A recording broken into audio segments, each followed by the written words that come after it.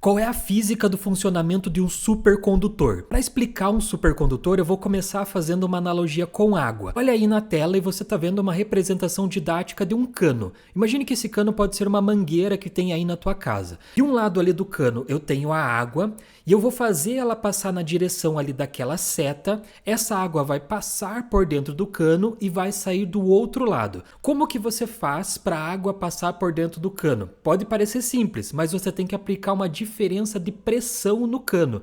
Como que você faz isso na tua casa? Você liga a torneira. Quando você liga a torneira, a pressão de um lado aumenta e essa pressão vai indo, vai empurrando a água e a água sai pelo outro lado da mangueira. Se você não tiver diferença de pressão entre as duas pontas da mangueira, a água não vai passar. Nesse caso aqui, eu tenho uma mangueira ideal. O que seria uma mangueira ideal? Uma mangueira que ela é nova, ela não ficou muito tempo no sol, ela não tem nenhuma dobra, ela não tem nenhuma sujeira dentro dela. Essa seria uma mangueira ideal.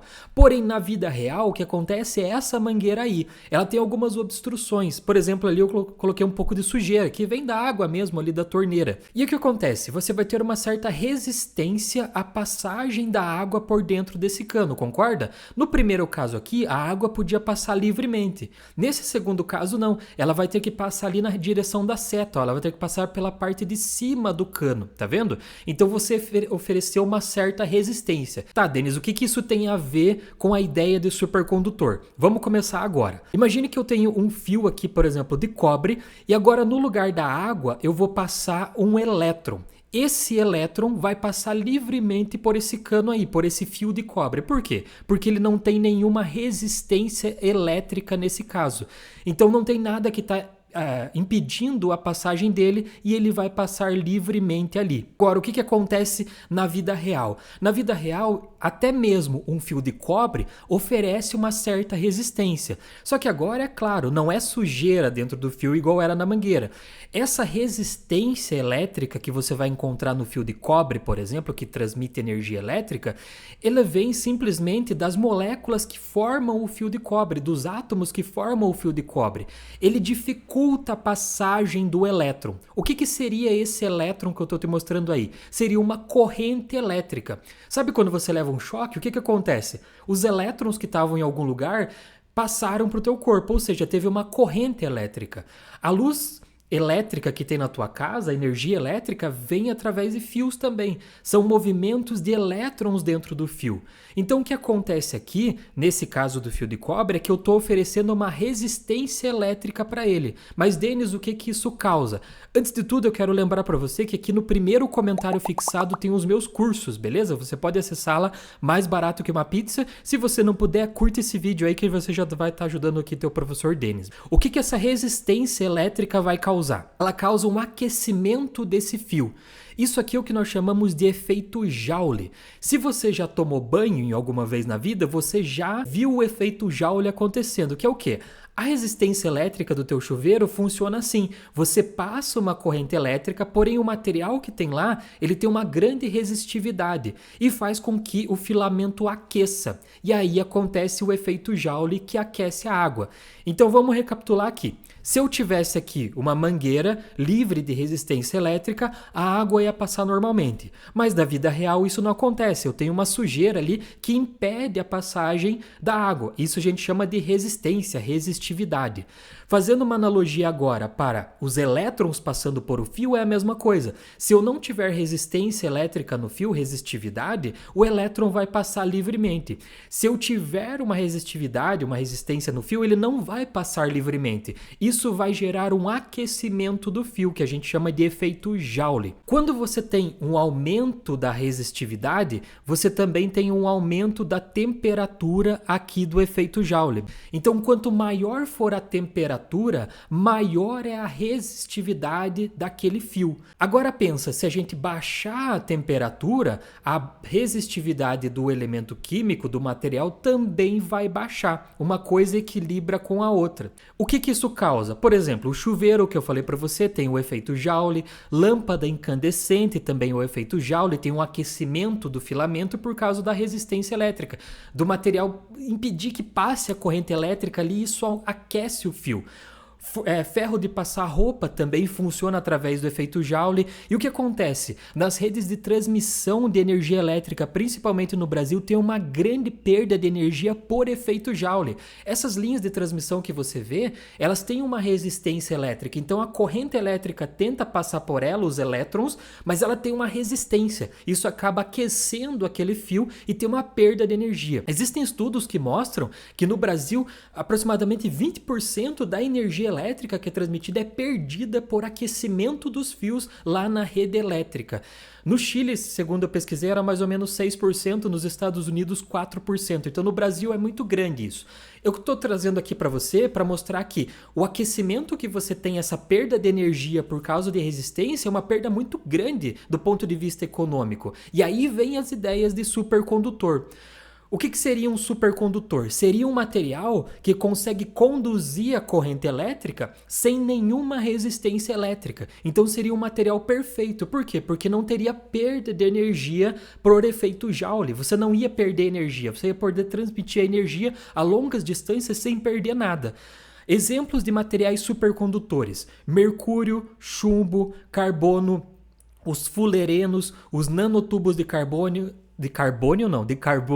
os materiais cerâmicos, e eu coloquei ali por último as ligas de nióbio germânio. Nossa, Denis, maravilha isso, esses são materiais supercondutores, beleza, então vamos usar eles, vamos fazer tudo que a gente tem na nossa casa, os fios de alta tensão, vamos fazer com esses materiais aí, com chumbo, com carbono, vamos lá.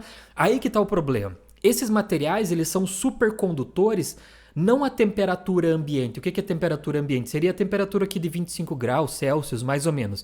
Eles funcionam como supercondutores a temperaturas baixíssimas, próximas do zero absoluto, ou a menos 200 graus Celsius, algo assim. Então são temperaturas muito baixas. Você tem que resfriar esses materiais que eu mostrei para você com hélio líquido para eles se transformarem em supercondutores. Então em temperatura ambiente eles não são supercondutores. Você tem que resfriar, ou seja, tem que gastar energia para fazer ele virar um supercondutor. Então não faz sentido, né, do ponto de vista energético e do ponto de vista financeiro, você gastar para resfriar um material para economizar energia. Então você está gastando energia para economizar energia, não faz muito sentido. Então aí está o grande desafio da física, que é o quê? Encontrar um material que seja supercondutor em temperatura ambiente, sem precisar resfriar ele.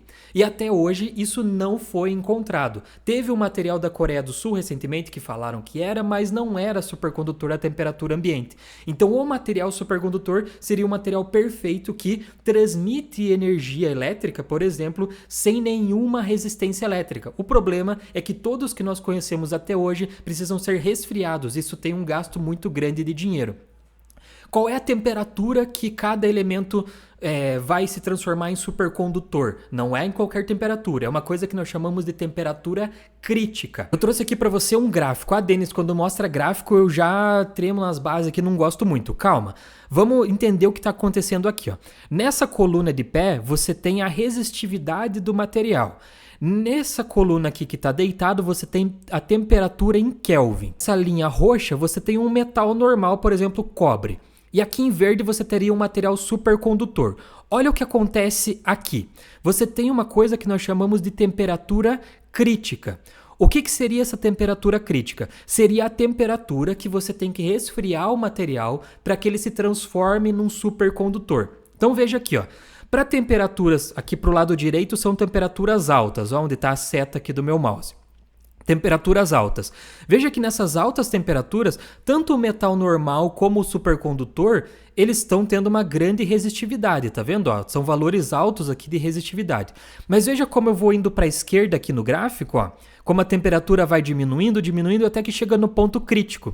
Veja agora aqui no ponto crítico o que acontece com a curva verde. Ela está no zero, ou seja, a resistividade desse material para baixo dessa temperatura crítica é zero.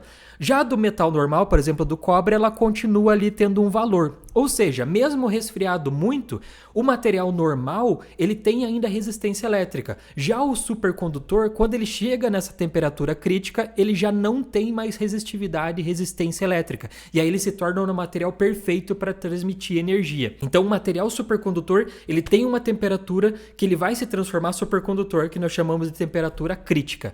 Quais são as aplicações disso? Se nós tivéssemos um material supercondutor à temperatura ambiente, nós teríamos motores de avião que funcionariam melhor, porque você poderia gerar energia de uma forma muito mais eficiente. Transmissão de energia não ia ter perda de energia. Lembra que eu falei que no Brasil são mais ou menos 20% da energia é perdida por causa de aquecimento dos fios. Sem ter esse aquecimento, você ia ter uma economia de energia. Fusão nuclear, que é uma energia do futuro que ainda a gente vai conseguir, a humanidade, eu creio nisso, estaremos vivos para ver a fusão nuclear acontecendo. E uma outra aplicação na medicina que tem, além de outras aplicações, é em exame de ressonância magnética. Você ali tem uma passagem de uma corrente elétrica naquele equipamento e se você precisa resfriar esse material para passar a corrente elétrica. Nesse caso, você poderia fazer esses exames sem precisar resfriar o material e aí o exame sairia muito mais barato para as pessoas. Beleza? Então essa é a nossa ideia de supercondutor. Curta o vídeo, veja aqui o primeiro comentário fixado para acessar os cursos, beleza? Valeu e tchau!